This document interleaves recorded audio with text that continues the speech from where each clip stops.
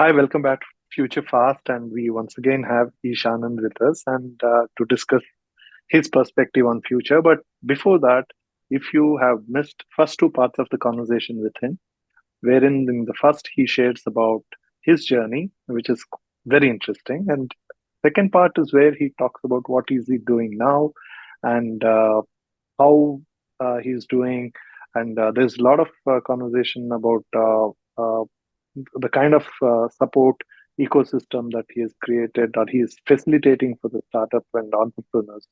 So I sincerely urge you, if you belong to any of those segments, please do go back, look up if you have not already looked up. So that would be significantly beneficial for you. And you are here now. Thank you. And if you're not yet subscribed to Future Fast, do it right now. Ish, once again, thank you so much for participating in Future Fast. And want to start with uh, how do you visualize the future to be? Very interesting question. Some people would say, I only live for the next day. I take one day at a time. Some people would say, I plan 5 years into the future. So the way I look at it is I'm somewhere in between. I'm not the 5-year guy, and neither am I the guy for tomorrow. There has to be some amount of planning.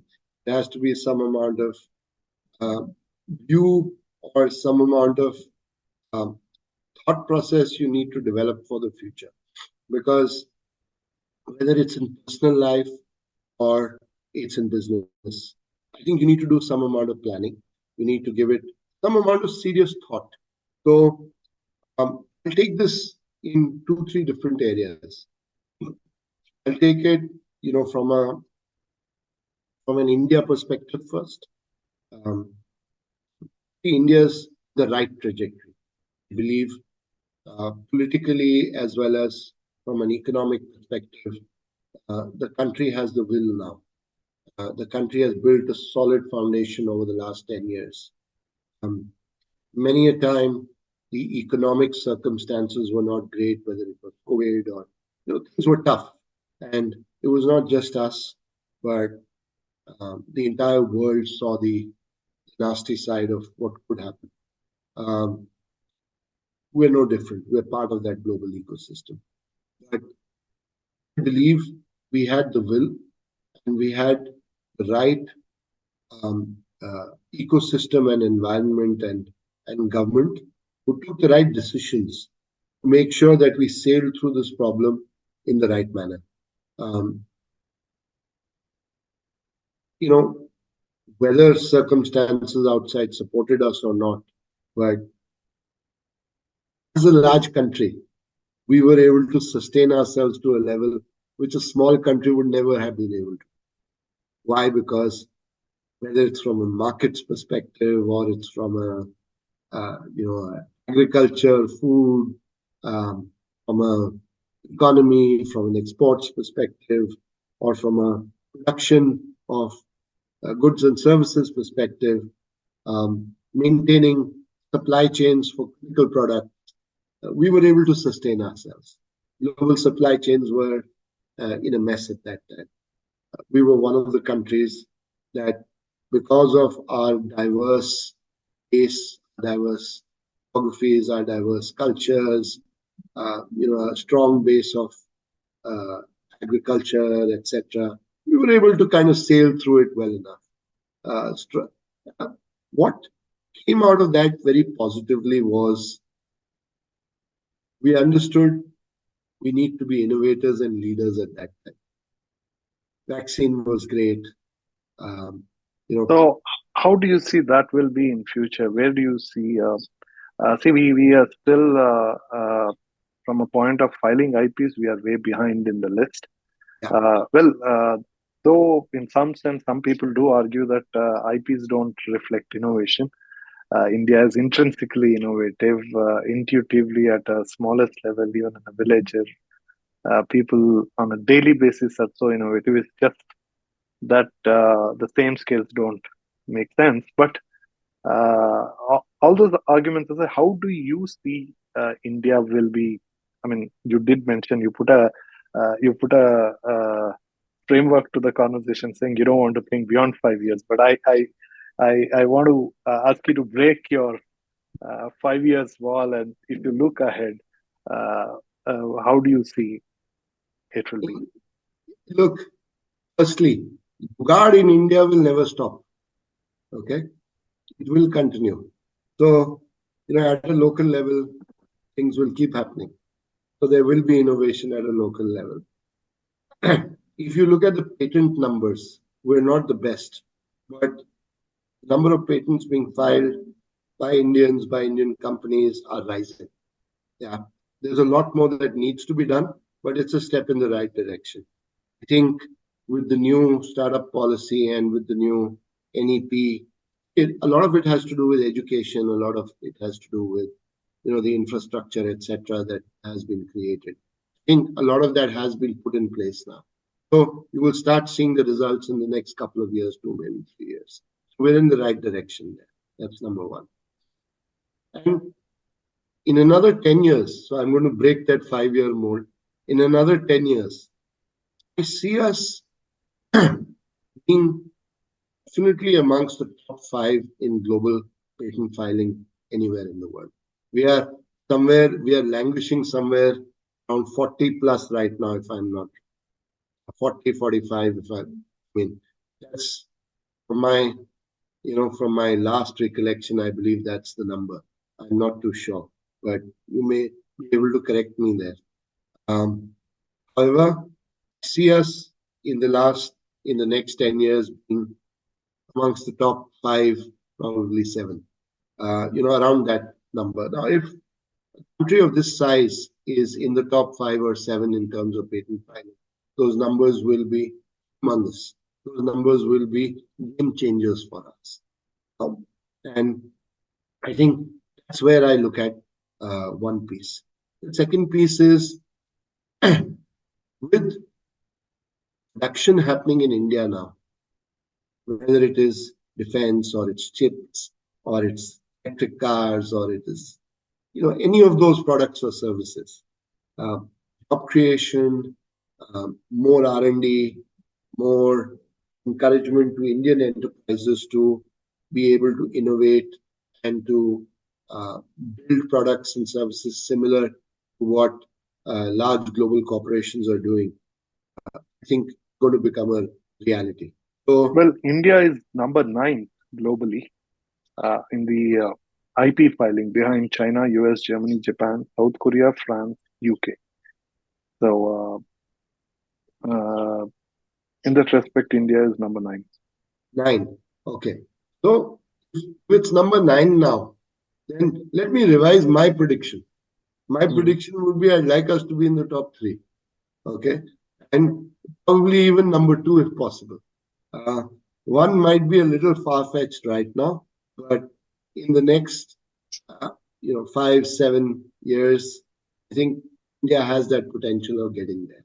But I think a lot of it has to do with the education, the R&D, which is now changing in India.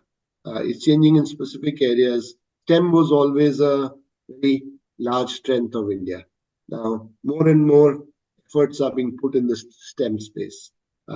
You've got all sorts of R&D clusters that are being developed by India, by the government. You've got clusters being developed for research and development and for different industries, whether it is defense or it is food processing, for example. India should be a major net exporter of products across the world, even though we're a large country. But if the development of food science parks and food production hubs is just happening now. Let's talk about biosciences, biotechnology. Biotechnology has tremendous scope across the world, and that's related to pharmaceuticals. It's related to several other areas.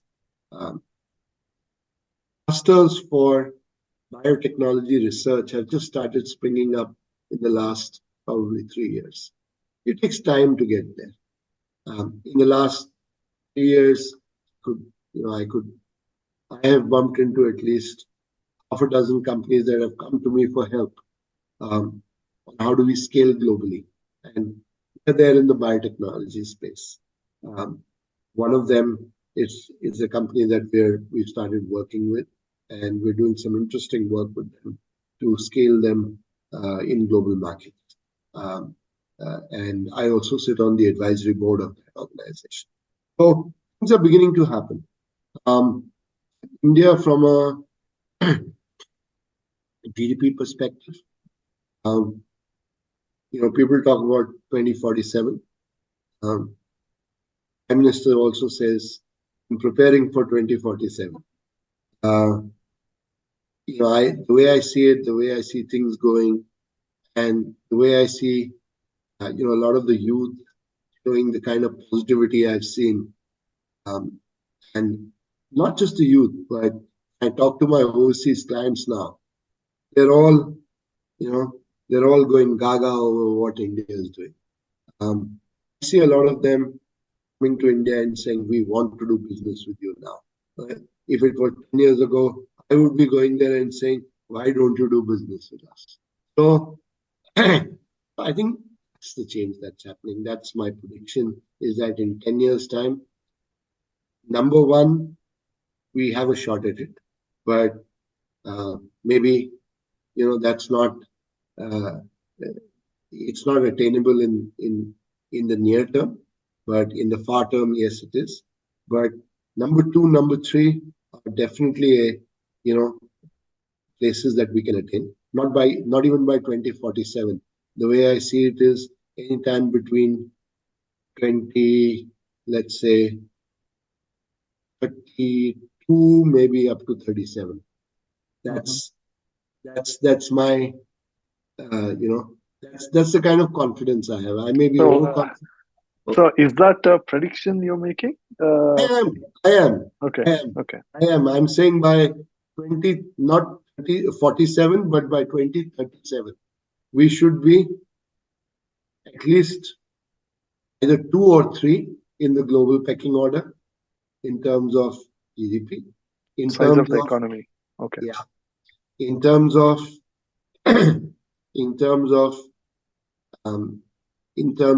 let's say patent filing, which is a fair indicator of how we are going, from a global perspective, is we should be,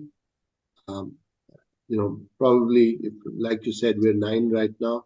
We should be amongst the top 3, maybe 4, maybe 5.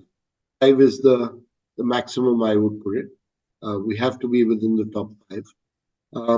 In terms of, critical components like production of chips, I think that movement has already started. But it's not just the production of chips. We have to be able to design and develop chips in India also.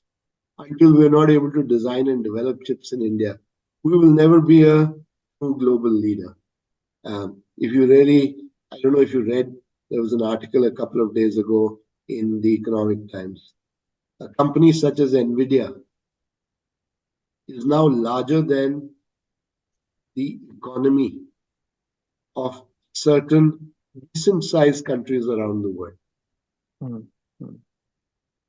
Yeah, so, I didn't read the article, but yeah, someone forwarded some news clip on that. Yeah. Yeah. So I'm saying we should have a few NVIDIAs in our country in the next few years.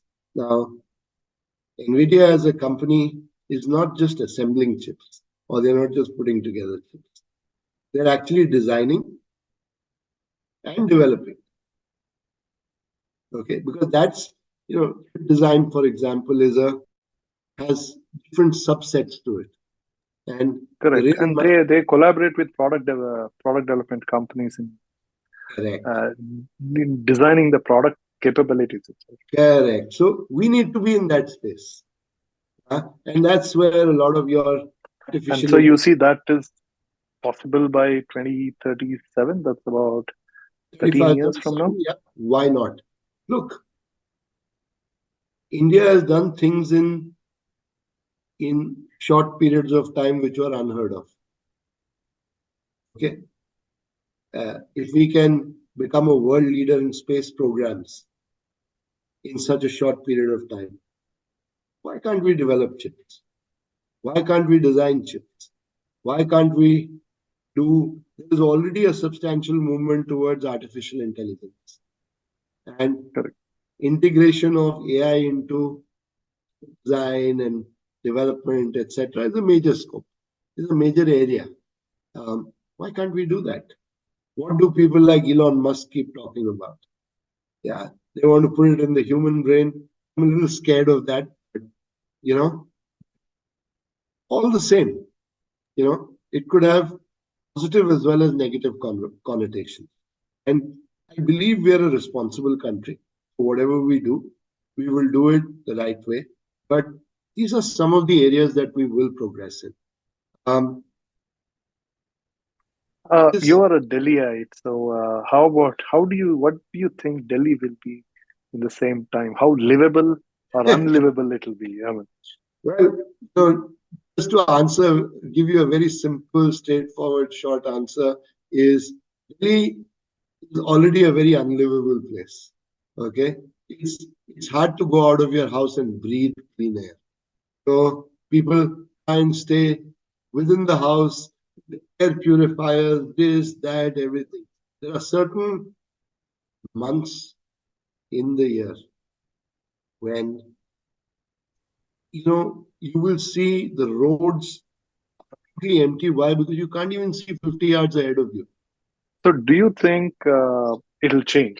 One, do you think it's possible to change? If it is possible to change, where would you start? Will you move the capital city of India from Delhi outside? Will that take away a whole lot of this nonsense? Um, you know, we need to take hard decisions in order for that to happen. If Delhi is to become a livable city, we need to take hard decisions. And hard decisions need to be taken, A, by the people themselves, by voting in the right kind of people.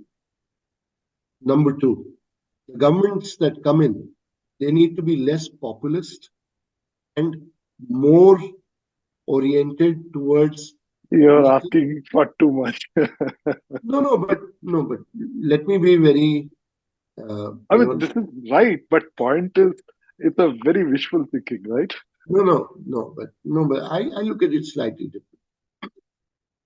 You could be populist, but you could be populist by looking at and doing things in a slightly different manner.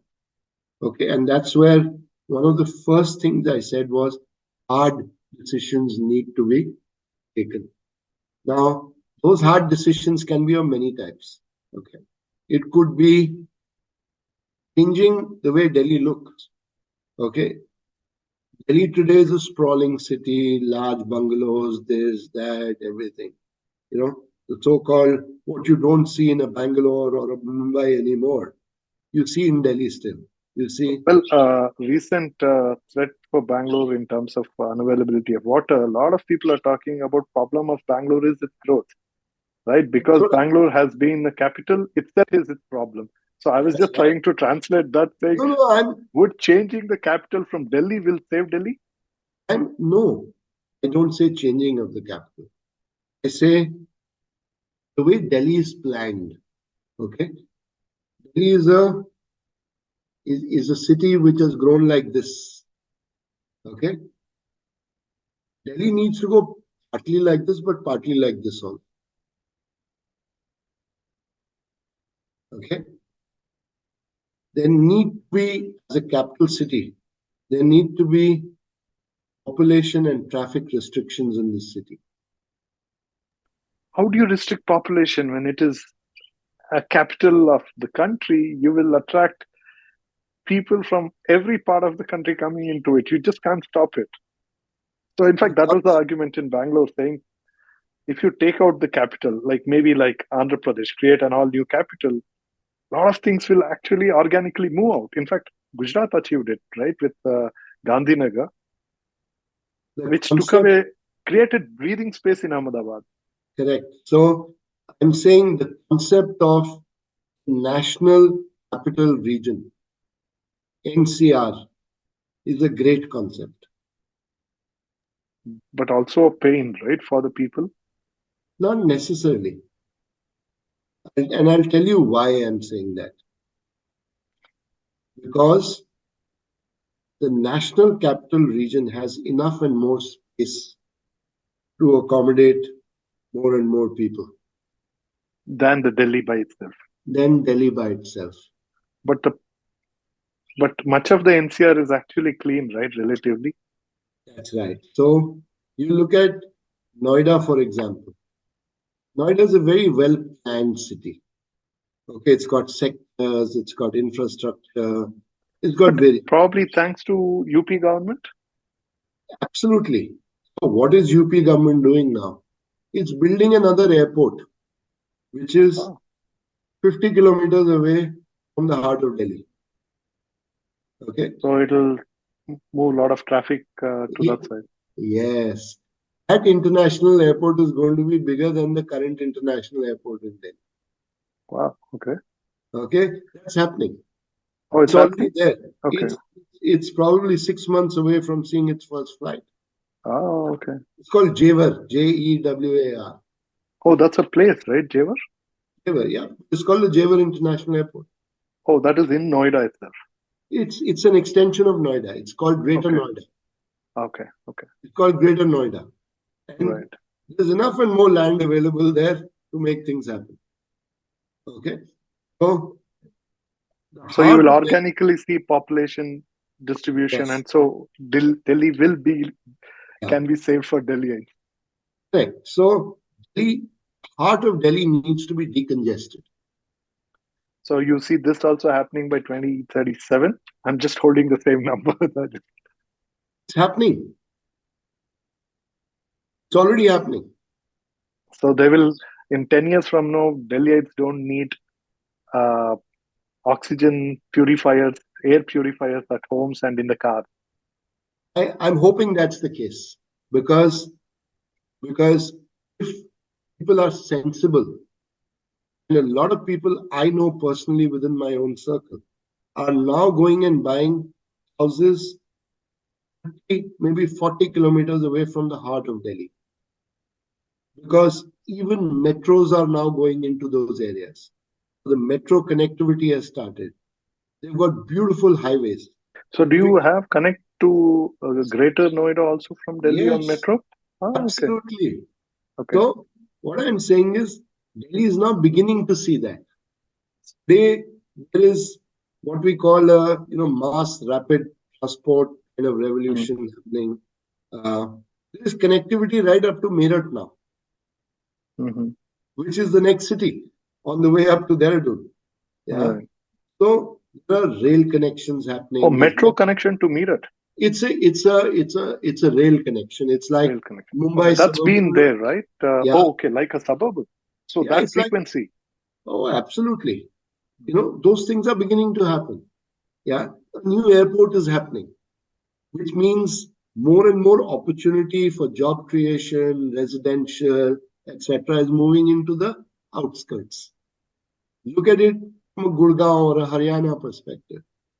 Gurgaon has existed for many years, but it's no longer just Gurgaon because Gurgaon itself is beginning to get crowded. Now that Gurgaon is extending into Manesar, Bhiwadi, which To is Rajasthan, Rajasthan. actually. Absolutely. So you can no longer see the borderlines between a Gurgaon, Manesar, Bhiwadi, all these places. You can no longer see that because they are now beginning to spill from one city into another, second city to the third city to the fourth city. So people are beginning to spread their wings. People are beginning to live near their workplaces because a lot of production is happening there. A lot of so-called, affordable housing is coming up there. What about coming from Bangalore? My question is, I mean, what about water? Can Yamuna cater to all this, or So, are there? so, so if you look at the entire national capital region, it's not just the Yamuna. Yamuna is only on one side. There are other rivers in Rajasthan, in Haryana. Okay, but they feed into. They feed into different parts of the national capital But region. looks like the water situation is way better than Bangalore, because Bangalore's river has long been killed. It was I killed by know. British, So, and India never. I mean, post uh, independence, none of our governments absolutely. tried to do anything to revive that river. So, I'm thanking my stars and I'm crossing my fingers. Water is still not a problem in Delhi. Okay. Power used to be a problem at one time, but no longer the case. There So, were some writings about Yamuna is also in the vein, but you think. look, look, the Yamuna has depleted over a period of time. But like I said, Yamuna is not the only. Hmm, A lot needs to be done for the Yamuna. right. Um, the pollution levels, the environmental degradation within the Yamuna is atrocious. But it's the it's the duty of the government that governs those departments and areas to keep investing into this. But Delhi has always had the duality, right? One is that elite Delhi and the poor, dirty Delhi, right? So has Look, that is that changing? Because unless people's mindset changes, a lot of these things don't change, right? India is a large country, and those disparities in heat versus the exact bottom end of the spectrum will always be there. There is But don't you see that needs to that ratio to change for this what you're saying to achieve that? so if you ask me that is that ratio changing? I believe that ratio is changing slightly as people get more and more educated, as people have bank accounts, as people have, more and more awareness. But what worries me about Delhi is the influx of refugees coming into the city. But that is everywhere, right? It's the same conversation in Bangalore. It's the same conversation in every city Yeah, capital, state capital. it, it worries me. So, like you yourself said, Delhi is a small piece of land. It's not a large piece of land. Though technically bigger than Bangalore, but it's still small. It's much smaller. Technically, Delhi as a location, It's bigger see, than Bangalore, right?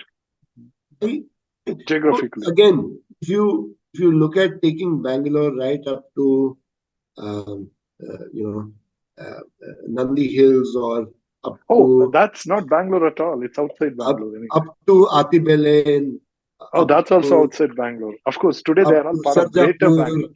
That's yeah. also outside Bangalore. It's all today Greater So Bangalore. or Whitefield or Outside Bangalore, today Greater Bangalore. again. So Delhi has similar issues. Okay, Okay. so Okay.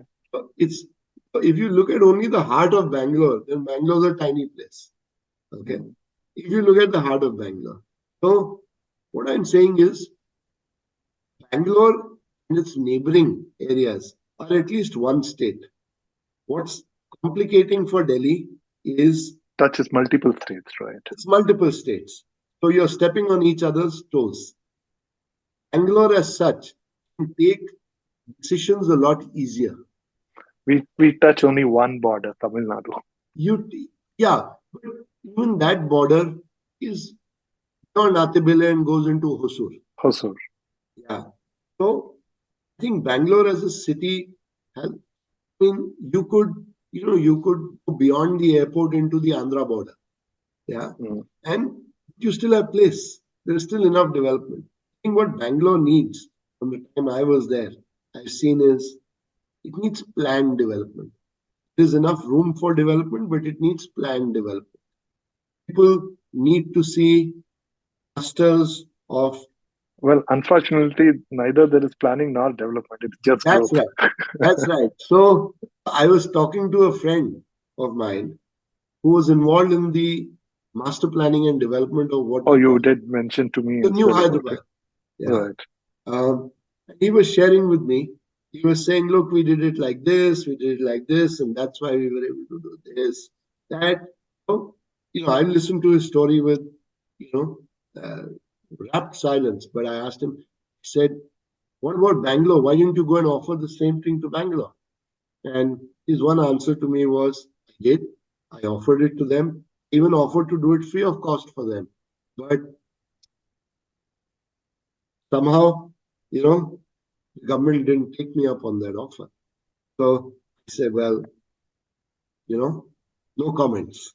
I, I don't want to get into that domain. But there are opportunities. I think Bangalore as a city can do it a lot easier than any other. Um, Reason being you're one state. There's nothing known as, have, Punjab on one side, Haryana on another side, UP on another side, Rajasthan on another side. It's not the case. Right. Well, this is a very touchy subject for me. I can go on and on. So I Yeah, will I resist know. myself. I know. I So, know. what's the one last prediction you want to make? You would want to make on any area? I mean, you did talk about the strong assertive India from an economic point of view, business, infrastructure, uh, even on economy. Uh, we talked about Delhi. So, what would be the uh, Okay. Self-reliant and resilient India. Um, um, by 2027, not 47. Yeah.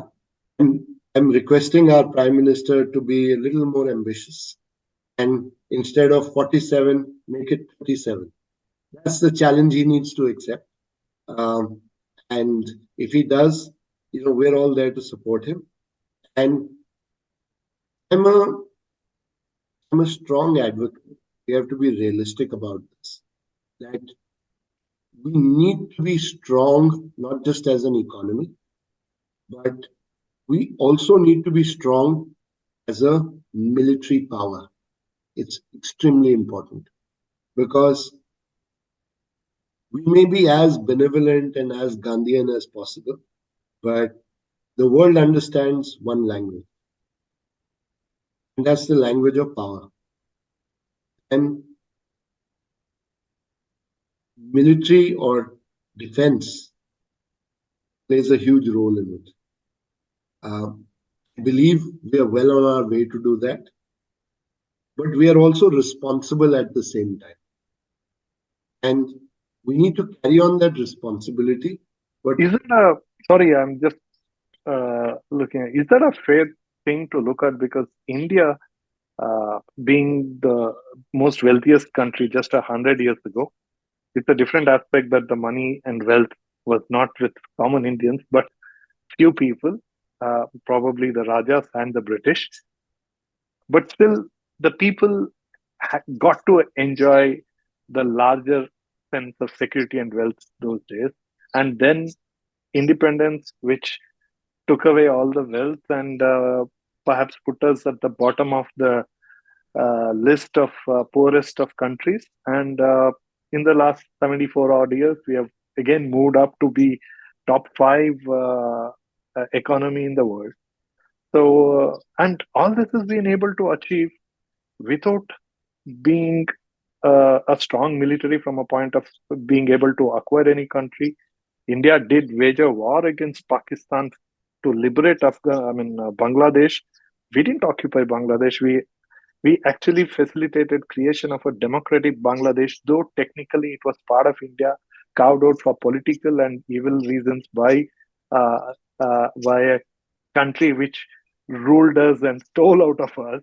But still, India didn't occupy post-independence. So, if you look at it, it is that same sense of benevolence and soft power what facilitated, allowed us to be such a today, if everybody recognizes, is because of this, right? And we have a significant influence without that power. So, do we still need a powerful military despite this? Our soft power isn't big enough, strong enough. look, soft power is great, but people only listen to or understand soft power if it is backed by certain pieces. How do you get soft power? Okay. Soft power you get by being responsible. It does not mean that as a large country, you have not been able to develop. Today, India is one of the largest net importers of arms and ammunition in the world. Okay. When I say militarily, we need to be strong. If we were able to reduce that dependence by 50%, can you imagine what an impact it would have? If we were able to, Economically, certainly, definitely, not it's just going to be big money economically, instead of going not out, just staying in. not just economically, please understand, all those things that are being brought in from outside, if we are producing those within the country and we are showcasing them to be technologically as superior as what is produced anywhere in the world. The global south and even part of the developing world wants to buy from us. You understand? That is technology. A few years ago, India did not have the capability of developing its own fighter jets. Today, we are rolling out not just fourth generation, but we are also well on our way in the next few years to roll out a fifth generation fighter jet.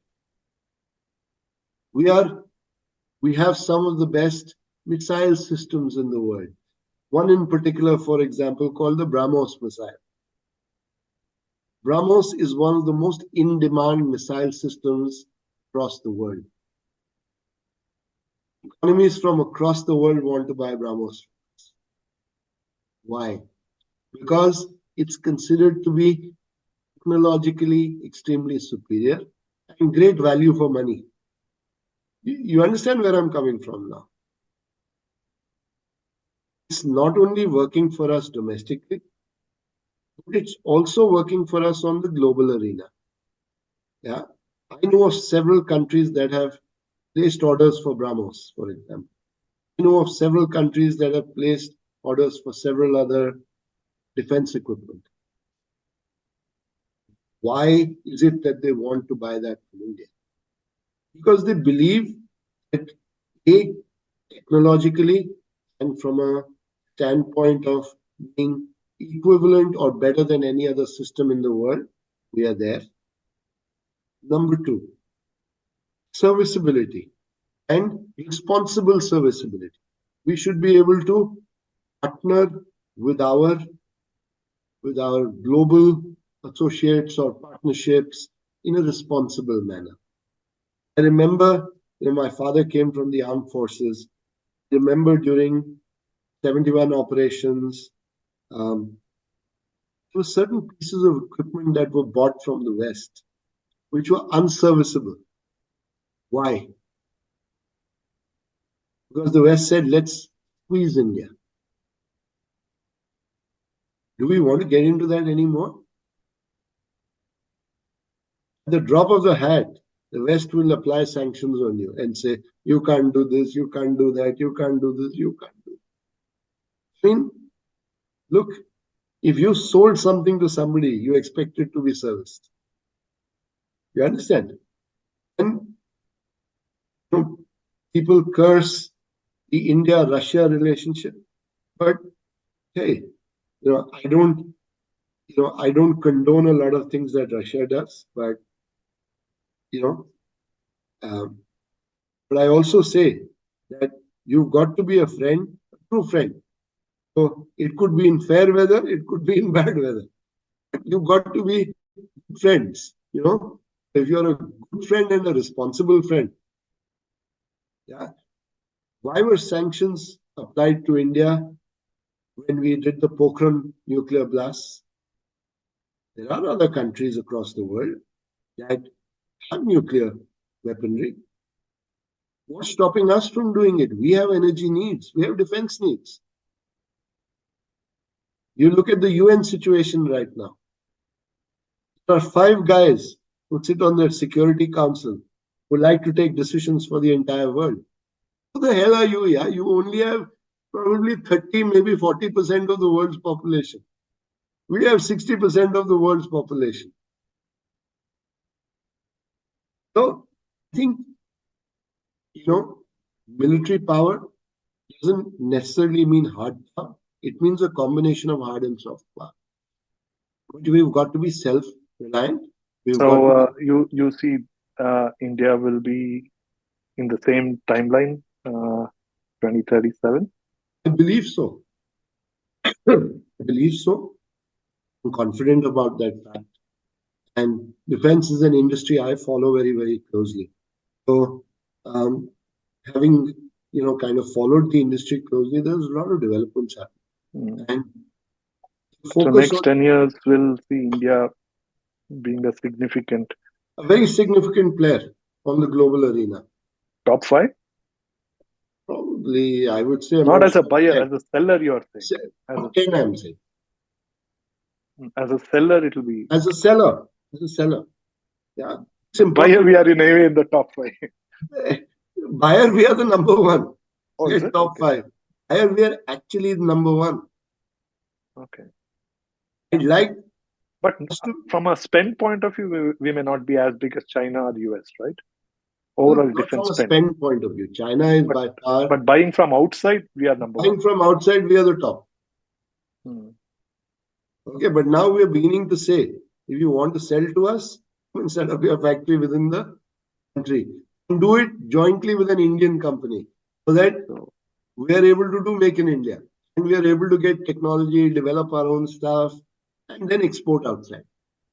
So I think these are smart things that are being done. Okay, you look at South Korea as a country. South Korea, if you look at the figures, is a major exporter of arms and ammunition. Oh. Amazing. Everybody around the world buys from South Korea.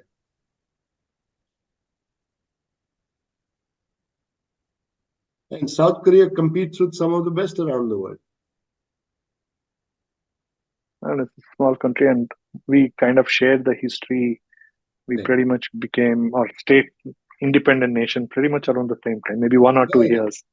Correct.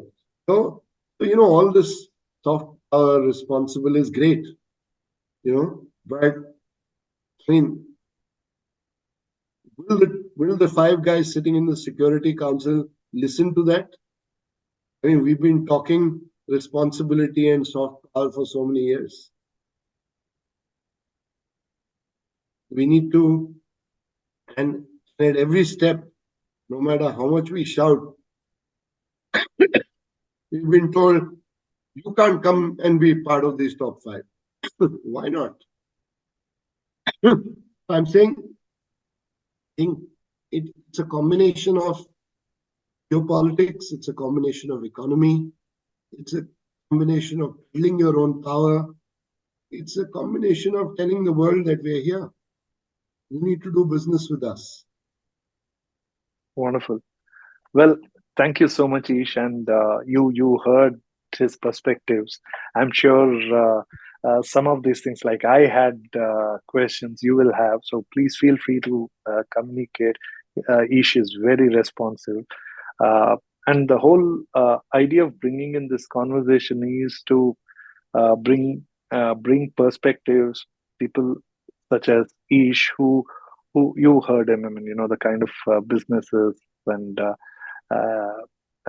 areas that he's touched upon and the perspectives he brings, which is idea is that it gets more people to actively start thinking in different areas. Not necessarily I'm sure this is not about trying to create echo chambers. We don't have to have people to agree with, but create conversations. So that's the whole idea of Future Fast, and also to get us to think 5, 10, 15, 20, 30, or even 100 years. So I hope you enjoyed it as much as I did. Please do share this conversation with all those you think will appreciate it. And once again, follow Ish and his work, and do engage in conversations. He already did invite all of you, each of you, to come up and engage. And he is also very responsive. That I do assure you as well. And come back soon with one more conversation we bring to you. Each, once again, thank you so much for sharing your future perspective in Future Fast, and also doing everything else that you're doing. Thank you so much, Nanju. It's been a pleasure. Once again, I've thoroughly enjoyed it. I haven't enjoyed such a conversation in many, many months, and great to have a very open, and a free-flowing kind of a conversation. And I've been able to share my perspectives on a range of topics, from the soft power to the hard power. And I think you know I'm so happy to, and including Bangalore and Delhi. So Right.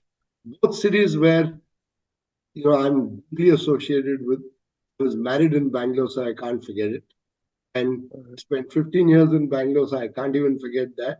But today, when I go to Bangalore, my God, I say I need to stay as close to the airport as possible so that I can escape as fast as possible. So, but once again, Delhi is home, so can't escape from here. But, I think these are things that we have to make, do with, and we have to contribute towards it in whichever way we can. So at the end of the day, our own contributions really make a difference, and those go towards the collective good. But yes, hard decisions need to be taken, at least for these two cities, both Bangalore and Delhi. And thank you so much once again. It's been a pleasure. Thoroughly enjoyed. Thank you. Thank you once again.